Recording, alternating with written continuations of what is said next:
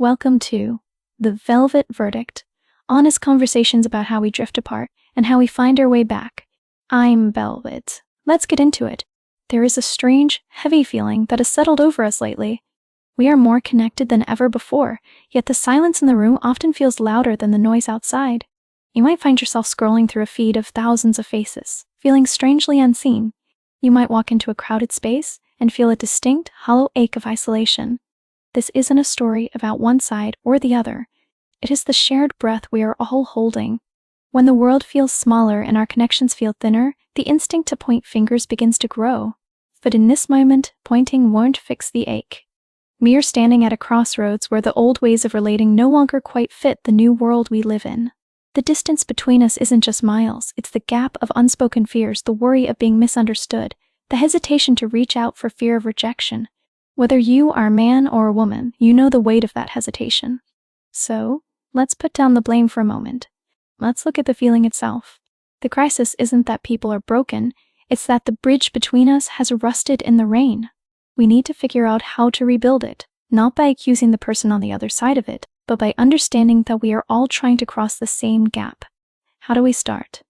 How do we build a connection that feels real again, without the fear of judgment? The answer lies not in fixing the other person, but in healing the part of us that feels too afraid to try.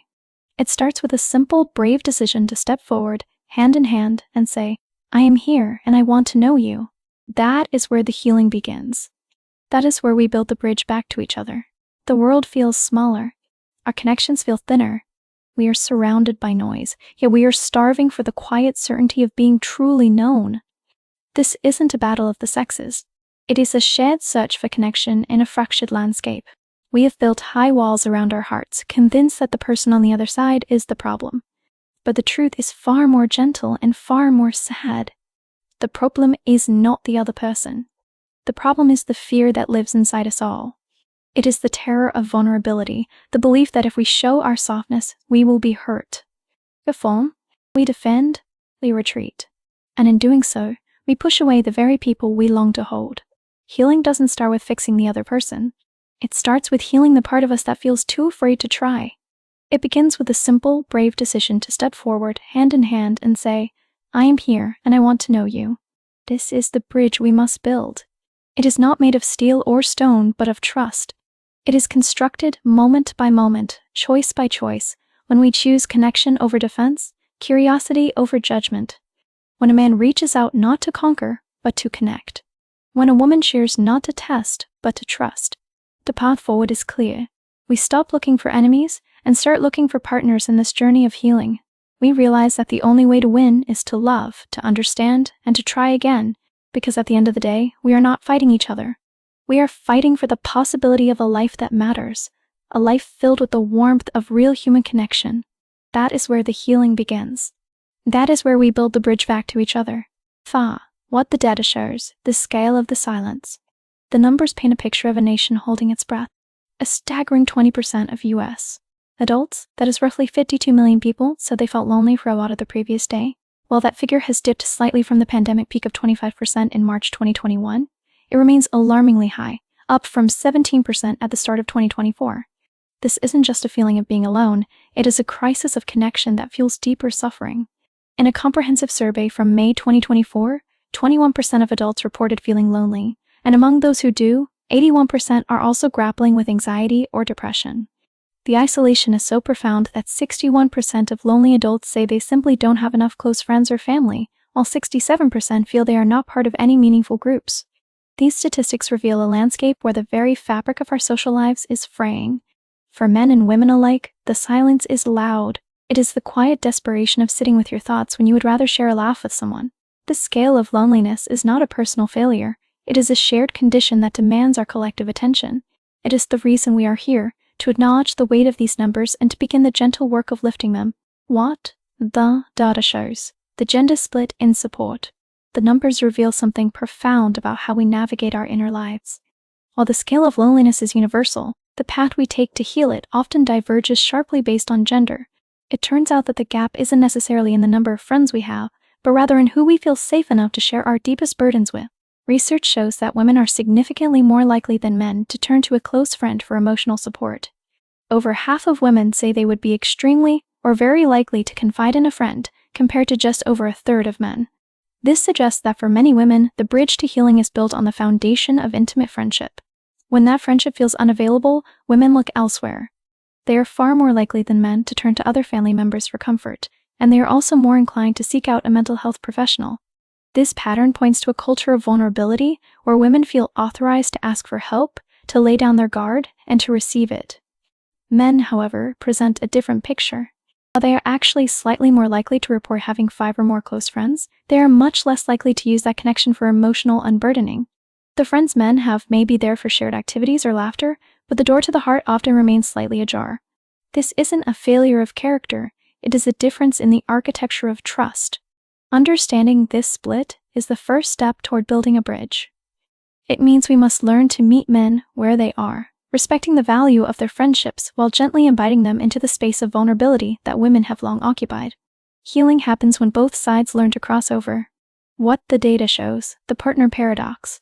This split in unpartnered rates is where the age story deepens.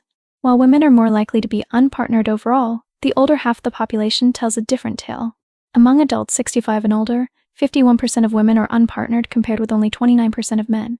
This means the men in Alseni communities are far more likely to be living alone, carrying the weight of solitude with fewer daily voices to share it with. The rise of singlehood isn't just a number on a chart, it's a shift in how we live our days. In 2024, there were 38.5 million one-person households, making up 29% of all U.S. households, a massive jump from just 19% in 1974. This trend has accelerated for men specifically. Households consisting of a man living alone grew from about 6% in 1970 to about 13% in 2022, the largest percentage point change of any non-family household group. While women living alone also rose from 12% to 16%, the trajectory for men is steeper, suggesting that as men age, they are increasingly finding themselves in the quiet of their own homes. Yet, even as single households grow, the human desire for connection remains fierce. About 3/4 of U.S. adults, or 74%, say they'd be extremely or very likely to turn to their spouse or partner for emotional support. Remarkably, men and women are equally likely to lean on a partner. This tells us something profound. The need for a confidant is universal, regardless of gender. The challenge, then, lies in the gap between the need and the availability. For the millions of men and women living alone, that universal desire for a listener often meets the reality of silence. Bridging this gap requires us to look beyond the statistics of who is married or single and focus on the fundamental human need to be heard. It means recognizing that whether you are 25 or 85, the path to healing runs through connection, not isolation. What the data shows, the youth crisis. This silence, however, is not uniform. The statistics reveal a specific, sharp ache for young men. In the United States, 25% of men aged 15 to 34 reported feeling lonely a lot of the previous day, compared to 18% of women in the same age group and an 18% national average. This suggests that for a quarter of young men, the world feels distinctly smaller and quieter than it does for their female peers. Yet, we must not assume this isolation means a lack of connection. Among teens who do have close friends, 95% of girls and 85% of boys report having someone they can turn to for emotional support. The gap is not in the existence of friendship, but in who feels the weight of it most heavily. The majority of teens, 58%, believe girls have it easier than boys when it comes to having friends they can rely on. This perception points to a real friction. While the networks exist, the bridge feels uneven. Furthermore, the assumption that loneliness is solely an elderly problem is challenged by data from England, where 16 to 24-year-olds are the group most likely to feel lonely often or always, far surpassing those aged 65 and older. The crisis is not just about age, it is about the specific experience of being young in a world that can feel increasingly disconnected. For these men and women, the path to healing begins by acknowledging that their specific form of silence is real, valid, and worthy of a response. What the data shows, the roots of the divide. The shifting landscape of gender roles has created a unique set of pressures for both men and women, often leaving them feeling misunderstood by the very people they seek to connect with. The data suggests that while society may have opened doors for women, it has simultaneously closed them for men in the realm of romance. A significant majority of Americans, 57%, believe that changing gender roles have made it easier for women to lead satisfying lives compared to just 43% who feel the same for men. This perception gap is starkly reflected in how men and women view their own progress. When asked about finding a romantic partner, 51% of men say men are doing worse today than in the past, compared to 37% of women. Overall, 44% of Americans believe men are doing worse in this specific area, while only 4 in 10 feel the same about women. These statistics point to a profound asymmetry in the modern dating experience. Women, having navigated a long road toward professional and personal autonomy, may feel the winds of change have largely been at their back. Men, conversely, often feel they are being asked to adapt to a new world without the same clear pathway or societal support to do so. For many young men and women, this disconnect manifests as silence. When the pressures of traditional expectations clash with modern realities, the result is often a withdrawal from the very connection they crave. It is not that one gender is to blame for this isolation. Rather, the rapid evolution of our world has left both sides struggling to find a shared language of love and respect. Healing this divide requires us to look past the noise of blame and acknowledge the specific wounds each side carries. For men, it means validating their struggle to find footing in a shifting landscape. For women, it means recognizing that the path to satisfaction is not a straight line, and that the challenges men face are real and worthy of our attention. By understanding these distinct pressures, we can begin to build bridges that honor the complexity of the human experience for everyone involved. When the data paints a picture of isolation, it is easy to point fingers. Men might feel unseen or unheard, while women might feel unheard or unsafe. But the underlying wound is the same, a deep longing for genuine connection that feels increasingly out of reach. Social science tells us that loneliness is not a personal failure, it is a structural issue affecting everyone. The path to satisfaction is not a straight line, and the challenges men face are real and worthy of our attention. By understanding these distinct pressures, we can begin to build bridges that honor the complexity of the human experience for everyone involved. Healing begins when we stop seeing the other side as the problem and start seeing them as a partner in the struggle. Men and women are not enemies, they are two halves of the same longing. When a man feels invisible, he is hurting just as deeply as a woman who feels unheard. When a woman feels vulnerable, she is navigating the same minefield of trust that a man fears. We do not need to diagnose or fix either side. We simply need to acknowledge that the isolation we feel is a shared condition. It is the silence between us that is the enemy, not the person standing on the other side of it.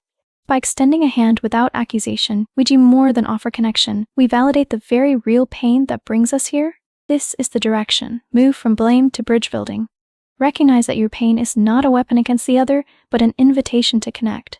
When we approach each other with this simple truth that we are both hurting and we are both worthy of care, we begin to heal the fracture in our world, one honest conversation at a time. So, where do we start building that bridge? It begins with a shift in how we approach the very next interaction.